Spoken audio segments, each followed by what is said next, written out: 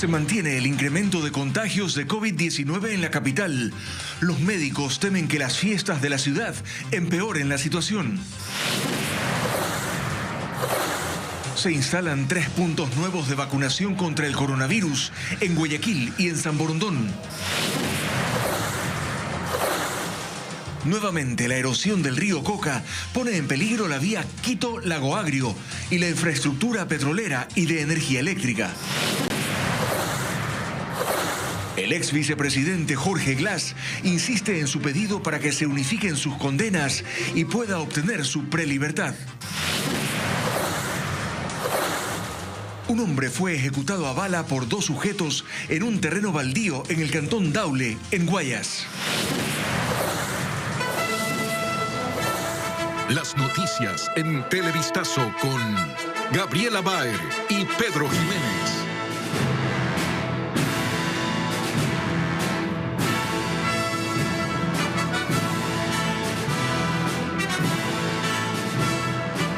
Amigos, buenas tardes, bienvenidos a Televistazo. Los hospitales de Quito empiezan a incrementar el número de camas para atender a pacientes con COVID-19. Hola, Gaby. Hola Pedro, amigos, bienvenidos. La situación se complica en las casas de salud, en donde cada día tienen que atender a más enfermos. Los médicos prevén que la situación se complique para finales de enero. Francisco Garcés con la información. Esta es la sala de cuidados intensivos del Hospital IES Quito Sur, que es una de las 2 casas de salud de la capital destinadas a atender la pandemia. Aquí ya no hay espacio, todas las camas están ocupadas y lo mismo sucede en la sala de cuidados intermedios. Es que solo el fin de semana ingresaron a este hospital 82 pacientes con COVID-19 y la cifra va en aumento diario. Y eso se refleja en la positividad de las pruebas que se hace a los pacientes. En cuanto refiere a estas pruebas, sí estamos con una positividad, nuevamente con un incremento. Para la parte intrahospitalaria más o menos del 38-40%. Byron Jaramillo llegó hoy con síntomas de la enfermedad pese a tener colocadas las 2 vacunas. No sabemos qué mismo pasa. No sabemos. Entonces toca acudir a ese... Es que más del 80% de los pacientes están vacunados, pero serían el 5% de las personas en las que la vacuna no ofrece total efectividad. Y situación similar se vive en el Hospital Pablo Arturo Suárez del norte de Quito. Ahí la hospitalización para COVID aumentó a 30 camas y 24 ya están ocupadas, así como 11 camas de cuidados intensivos. Los médicos creen que los casos subirán y habrá un pico en enero. Y el feriado de Navidad y fin de año a finales de enero y a mediados de febrero. Por eso el llamado de los especialistas y de los pacientes es para que la ciudadanía no se relaje. Lo dice Gloria Mesa, quien espera no estar contagiada. Ella recibió en su casa a sus nietos que también presentaron síntomas de la enfermedad. Si la gente no respeta, ya es cuestión de cada uno. Si usted quiere vivir, tiene que cuidarse. Ahora en los hospitales se preparan para nuevas ampliaciones en los próximos días, en espera de que el aumento de casos no haga colapsar a las casas de salud. Es así que la situación sanitaria en la capital podría empeorar por las aglomeraciones durante las fiestas de Quito. Este año se registró un incremento en emergencias en comparación a años anteriores. Ana María Palacios con las cifras preliminares. El ECU 911 registró 12.155 llamadas de emergencias de fin de semana de fiestas de Quito. Según el director de esta entidad, Juan Zapata, hubo un crecimiento con respecto al año anterior. En emergencias de 8.432 a 10.624 hay un incremento del 26%. En aglomeraciones de 260 a 433 hay un incremento del 87%. En fiestas de 1.212 a 1.385 creció un 14%. En escándalos de 1.071 a 1.181 hay un crecimiento del 10%. El 73% de las emergencias ha sido por seguridad ciudadana y orden público. Esto se evidenció con imágenes que circularon en redes sociales de aglomeraciones, agresiones a la propiedad privada, personas bailando sobre los vehículos. Zapata dice que acudieron las autoridades. La MC, la Secretaría de Seguridad, estuvo la Policía Nacional, la misma Intendencia. Lastimosamente, como yo le digo, ya fue mucha la cantidad de personas que estuvieron ahí. Varios actos vandálicos, ingesta de alcohol, riñas, escándalos, que no se habían visto según Zapata incluso antes de la pandemia. Por lo tanto, no podemos relajarnos. Yo creo que habrá que ver qué pasa en 15 días, especialmente con los datos epidemiológicos de Quito. El COE Nacional analizará qué decisiones tomar para los próximos feriados de Navidad y fin de año. En Guayaquil y San Borondón se abrieron 3 centros de vacunación. El municipio de Guayaquil reabrió el punto de Mucholote en el norte del puerto principal.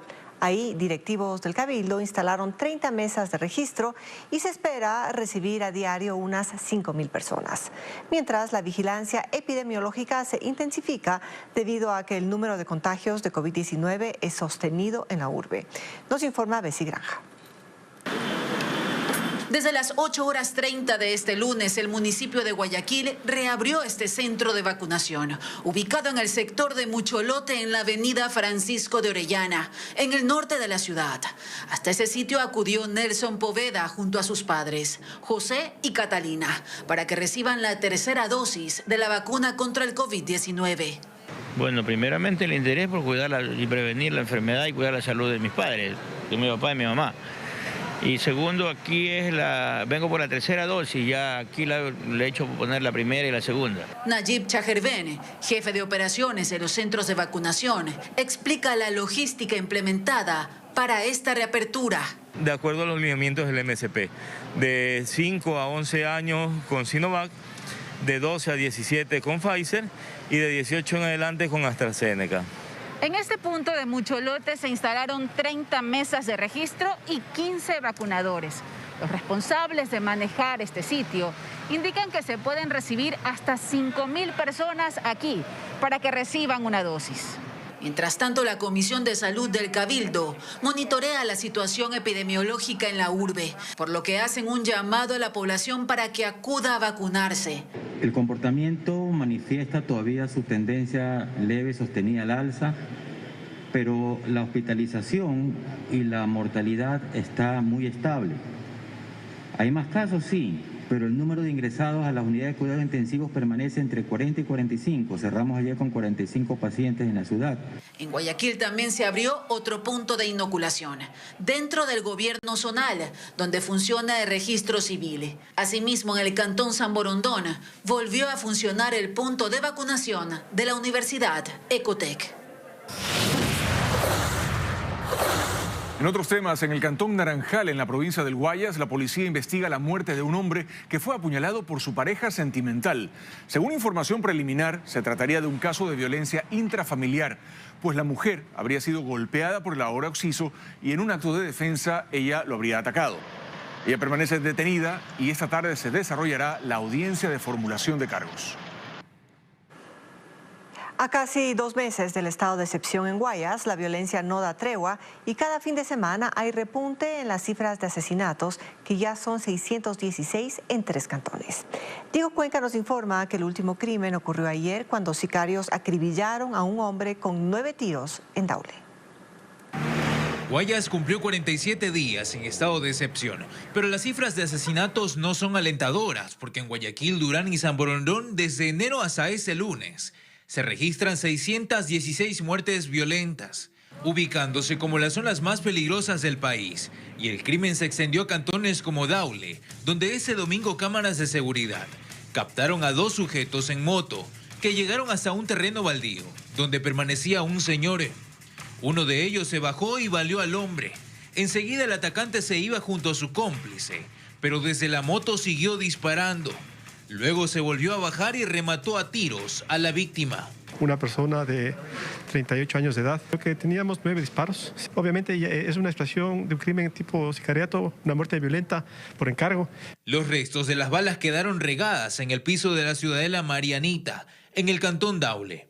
El fallecido tenía antecedentes penales por tráfico de drogas. El gobernador del Guayas insistió que la batalla contra el narcotráfico es difícil, pero resaltó los resultados que han logrado desde el 19 de octubre, fecha que empezó el estado de excepción. Hasta el 5 de diciembre, 1.355 detenidos por delitos, cometimiento flagrante de delitos, principalmente robo a personas. Mientras el fin de semana en Monte Sinaí, en el noroeste de Guayaquil, un hombre que habría salido de prisión fue asesinado. Y registra 4 antecedentes anteriores, uno de ellos por posesión de sustancias ilícitas, otro por hurto y otro por tenencia ilegal de arma de fuego. En otro hecho, sujetos utilizaron fusiles para disparar contra una vivienda ubicada en el sector Marta del Roldós. Los ocupantes del domicilio dijeron que los delincuentes buscan a los anteriores residentes de la casa. debido a que es la segunda vez que atentan contra el inmueble. Violencia imparable en Esmeraldas. 2 hombres fueron asesinados a tiros en el sector de 50 casas. Según testigos, tras el ataque trasladaron a las víctimas a una casa de salud en la capital esmeraldeña, pero ahí se confirmó su muerte. El hecho se registró la noche de este domingo. La policía señala que los fallecidos tienen antecedentes por robo y tenencia ilegal de armas.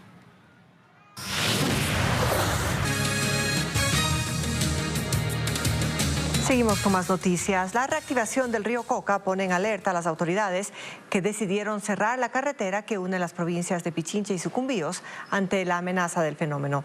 Paul Romero viajó a la zona afectada y nos preparó un informe. La vía que conecta a Quito con la provincia de Sucumbíos está cerrada al tránsito vehicular por la erosión regresiva del río Coca, que avanza de forma lateral, aquí en el sector conocido como Piedra Fina, por el proceso de este fenómeno natural. El socavón cada vez es más grande y se expande a los costados del cauce del río, arrasando lentamente todo a su paso. Un nuevo puente en la vía Quito-Lago Agrio está por caerse. El fenómeno natural destruyó sus bases y por esta razón se cerró la vía que conecta a la capital con la provincia de Sucumbíos. Los habitantes de la población más afectada, San Luis, exigen a las autoridades que se construya una variante lo antes posible para poder movilizarse. En 15 días han dicho. En 15 días, todo es teoría. Pero en práctica, si es que en estos días, depende del tiempo también. Si el tiempo sigue lloviendo, eso no tarda en irse. Han decidido que se haga una variante enseguida y el barrio... En el sector conocido como San Luis, tanto Petroecuador como el sistema de oleoducto de crudos pesados, OCP, han iniciado el trabajo para desviar nuevamente la tubería del crudo ecuatoriano, como también el Ministerio de Transporte y Obras Públicas para buscar una nueva variante que permita una vez más conectar a la capital con las provincias amazónicas. Bien, muchas gracias a Paul por ese reporte. En otro tema, el ex vicepresidente de la República, Jorge Glass, presenta nuevamente el pedido de unificación de penas que le fue negado por un juez de Latacunga. La causa ya fue sorteada y ahora una jueza conocerá de nuevo el trámite con el que busca acceder a la prelibertad. Nos lo cuenta Jacqueline Rodas. Tal como lo anunció su abogado, el ex vicepresidente de la República, Jorge Glass, presentó enseguida una nueva petición de unificación de penas, luego de la negativa recibida por el juez de Latacunga, Luis Vallejo. Lo hizo el pasado jueves, el mismo día en el que recibió la visita de la Comisión Interamericana de Derechos Humanos. La causa ya fue sorteada y ahora la resolverá la jueza Diana Ambrosio. Se adjuntó el expediente criminológico de Glass de más de 1.300 hojas. Su defensa insiste en que la condena en el caso Singue no debe ser tomada en cuenta porque es de primera instancia y no está en firme. Pide que la pena única se determine solo entre las sentencias de los casos Odebrecht y Sobornos. En el primero paga una pena de 6 años de prisión como autor del delito de asociación ilícita y en el segundo 8 años de cárcel por cohecho. No pretenderíamos hacer unificación de pena de una sentencia que no se encuentra ejecutoriada y que puede cambiar la situación jurídica del ingeniero Glass. Y se establezca una pena única de 8 años. Lo que busca el ex vicepresidente con la pena única es acceder a la prelibertad, antes que su situación cambie si se ejecuta la tercera sentencia de 8 años de prisión por peculado en el caso Singue, que está pendiente de apelación. La audiencia debía instalarse el pasado jueves, pero Jorge Glass no envió a sus abogados y la resolución del recurso sigue dilatándose. Además, este lunes Roberto Carranza, quien estaba encargado de los temas penitenciarios de Jorge Glass, indicó que ya no lo defiende y que desconoce quién asistirá a la audiencia por el nuevo pedido de unificación de penas. Todo esto sucede en medio de acusaciones de un posible acuerdo entre el correísmo y el gobierno a cambio de supuestos beneficios para Glass, lo que explicaría la vigencia de la ley tributaria gracias a los votos de abstención del bloque de UNES. La fuerte lluvia que cayó la tarde de este domingo en el Valle de los Chillos, en Quito, causó varias afectaciones en viviendas y en vehículos. Carlos Luis Carrillo nos cuenta que la tormenta hizo que un río se desbordara. Así se veía en las calles de algunos sectores del Valle de los Chillos. Las fuertes precipitaciones que cayeron la tarde de este domingo, acompañadas con tormentas eléctricas y granizo, hicieron que la quebrada de San Antonio se desbordara, afectando las zonas de Chillo Gijón, Yanahuayco y las Malvinas en la antigua vía Conocoto. Incluso la fuerza del agua arrastró a algunos de los vecinos que intentaban ponerse a buen recaudo. Decenas de vehículos quedaron atrapados. Uno de ellos, una camioneta de transporte público, fue arrastrada por la corriente. En su interior iban niños como pasajeros y casi fueron llevados a una quebradiza. El fuerte temporal incluso dejó la zona sin energía eléctrica. Equipos de socorro y paramédicos del Cuerpo de Bomberos, policía y de la Universidad Central acudieron al lugar para atender a los afectados. Han atendido a 20 personas con hipotermia. Han tenido que trasladarse en estas aguas heladas, porque hubo también granizo. Equipos con maquinaria trabajaron durante la tarde y noche del domingo a fin de evitar más emergencias. Afortunadamente, 3 mujeres, una de ellas embarazada, resultaron heridas en un accidente de tránsito en el norte de Guayaquil. La conductora que ocasionó el siniestro estaba en estado etílico. María Cecilia Largacha con el reporte. Eran las primeras horas de la madrugada y de pronto un estruendo. Ingesta de alcohol y velocidad. Según la versión de quienes vieron el accidente y también de los agentes que acudieron al sitio posteriormente, este fue el vehículo que ocasionó el choque. Dicen que venía por la Francisco de Orellana, al norte de Guayaquil, y que se le fue encima a otro carro. Pero se salvaron un poco, los autos también están involucrados. Y ahí, al ver que ya perdió pista, se fue encima de la palmera y ahí el accidente. El copiloto y las 2 afectadas más que se partieron verdaderamente fueron la copiloto y la que iba atrás. Es que en el auto que quedó incrustado en la palmera venían 3 mujeres y en el otro, al que golpearon, viajaba una mujer embarazada. Todas resultaron heridas, a excepción de la conductora de este auto que intentó huir. La cogieron allá. Es que atrás estaba el dueño del auto afectado y fue a seguirla porque se le iba. Las personas que conducen en forma irresponsable, mire cómo se daña el vehículo, la ha detenido es la palma que está en el lugar, si no, ¿a dónde hubiera ido a detenerse? Los agentes de tránsito se llevaron a la conductora acusada hasta la fiscalía, a los vehículos al canchón y a las heridas a los hospitales, aunque con custodia policial. Tenemos más información para ustedes. 2 personas resultaron heridas tras un violento accidente de tránsito ocurrido en la autopista General Rumiñahui. Este solo fue uno de los siniestros reportados durante el fin de semana de fiestas en la capital. Carlos Luis Carrillo nos cuenta más. Es el momento en que el chofer de este vehículo se impacta violentamente contra la columna de un puente peatonal ubicado sobre la autopista General Rumiñahui en sentido Quito Valle. El choque ocurrió la tarde de este domingo. Producto del fuerte impacto, el conductor y la acompañante resultaron heridos. Uno de los testigos de este incidente alertó a las autoridades y auxilió a los afectados. Dando gracias a Dios nosotros llegamos a tiempo porque el carro ya se iba a incendiar. Entonces le dimos los primeros auxilios a los señores, le vimos el pulso todo, pero dando gracias a Dios los señores también. Rescatistas del Cuerpo de Bomberos acudieron al lugar quienes constataron que los ocupantes del vehículo registraban policontusiones y heridas en sus piernas. Uno con una herida avulsiva en su extremidad superior izquierda y la señorita con un esguince en el tobillo, extremidad inferior izquierda.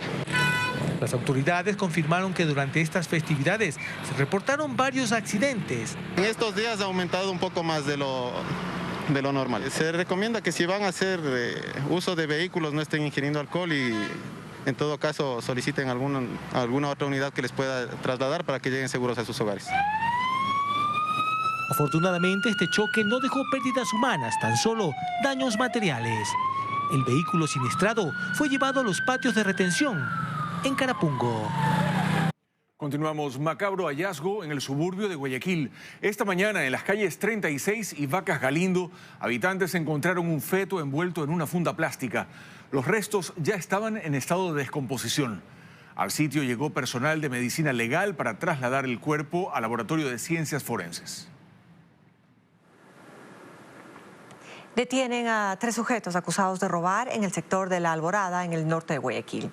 Los implicados iban a bordo de un auto con un arma de fuego, municiones y 5 celulares. La policía los detuvo infraganti.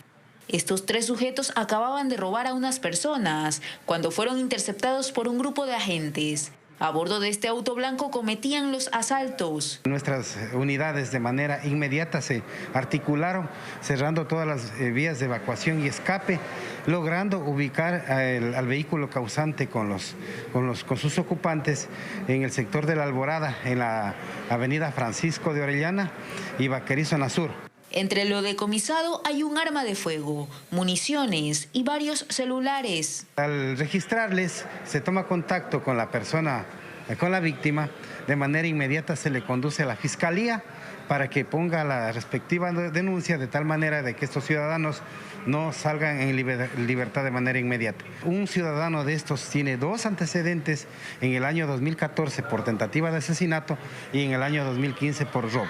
Los detenidos fueron llevados a la unidad de flagrancia para el respectivo proceso en su contra. Los servicios del Ministerio de Relaciones Exteriores en el edificio del gobierno zonal en Guayaquil se suspendieron porque un funcionario dio positivo para COVID-19. Sin embargo, las oficinas de otras dependencias que funcionan en ese mismo lugar, como el Registro Civil, por ejemplo, atendieron con normalidad. Por redes sociales se informó que debido a la detección de un caso positivo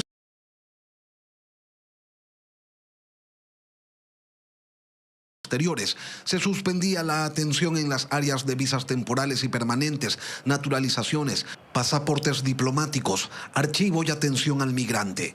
La disposición generó incertidumbre y malestar entre usuarios que acudían a este edificio para acceder a esos servicios. Vengo desde Quevedo, vine a posillar el registro de nacimiento de mi hijo y lamentablemente me encuentro con la situación de que esta semana no va a estar atendiendo la Cancillería y pues una sorpresa también, es una pérdida de tiempo, de gasto.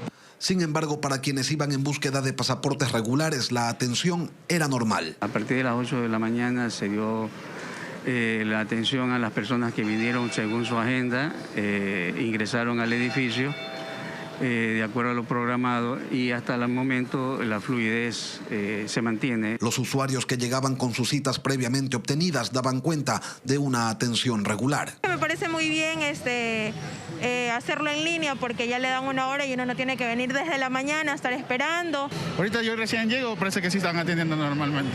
En el sitio incluso se instaló un punto de vacunación para quienes quieran acceder a primeras, segundas o terceras dosis. Mientras tanto, los funcionarios del Ministerio de Relaciones Exteriores se encuentran en teletrabajo y aún no se ha definido cuándo retomarán los servicios presenciales.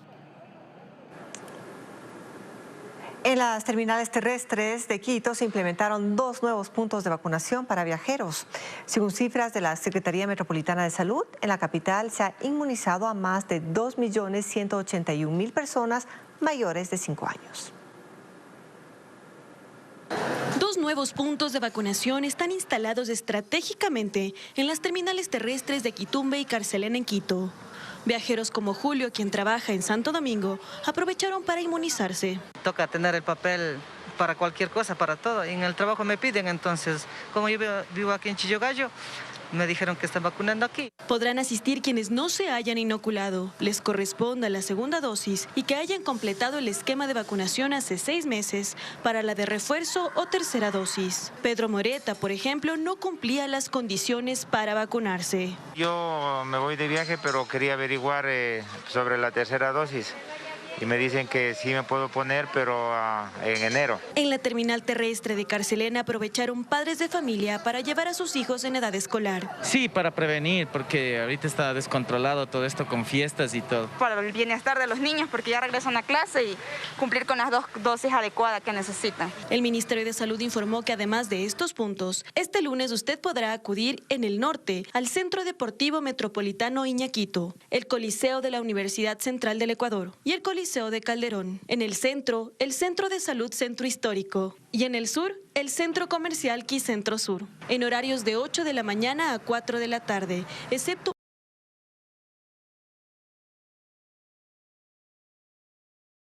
con población mayor de 5 años 2.181.134 personas vacunadas y alcanzamos un 84% de vacunación. Los puntos de vacunación en las terminales se mantendrán durante todo el mes de diciembre.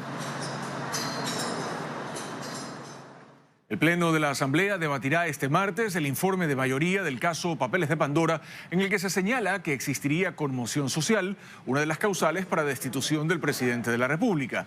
Los bloques han mostrado su desacuerdo con esa parte del documento y se busca como punto medio cambiar el texto.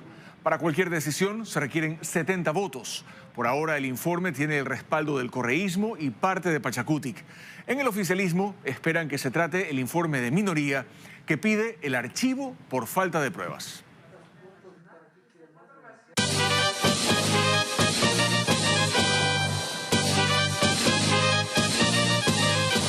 Quito, 487 años de fundación.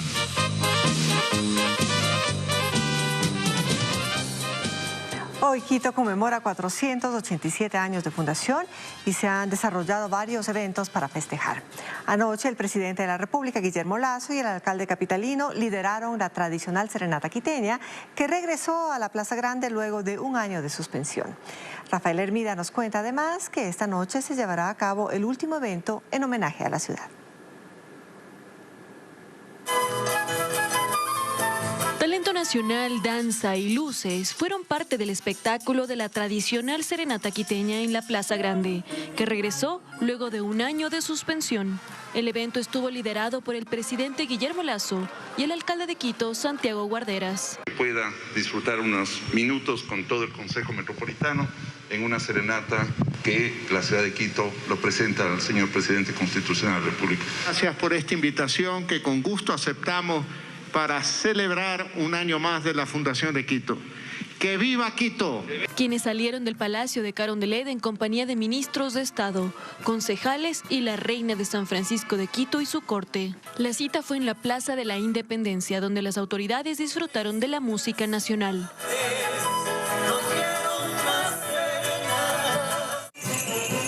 De danza y un show de mapping. Fue un evento del que la ciudadanía también disfrutó. Que a pesar de todas las circunstancias que estamos atravesando de la pandemia, se ha esforzado por hacer llegar con todas las tradiciones, con todos los artistas propios de aquí de Quito a nuestra ciudadanía. Este es uno de los últimos puntos en la agenda de fiestas de Fundación de Quito, que se cierran hoy con la sesión solemne, a la que también está invitado el presidente de la República. Y así, amigos, despedimos Televistazo en este 6 de diciembre, en que Quito cumple sus 487 años de fundación. Pedro, así es. ¡Que viva Quito! Sí, que viva Quito. Así es, Gaby. La capital festeja su aniversario y desde aquí les enviamos nuestro saludo y felicitaciones. Las noticias regresan para ustedes a las 19 horas. Que tengan una muy buena tarde.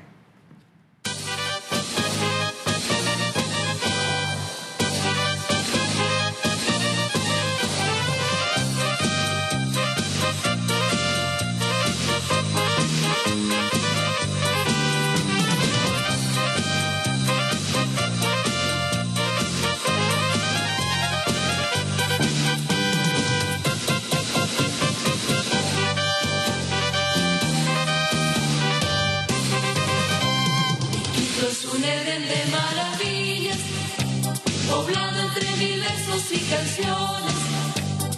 Quito es un jardín de inspiraciones, poemas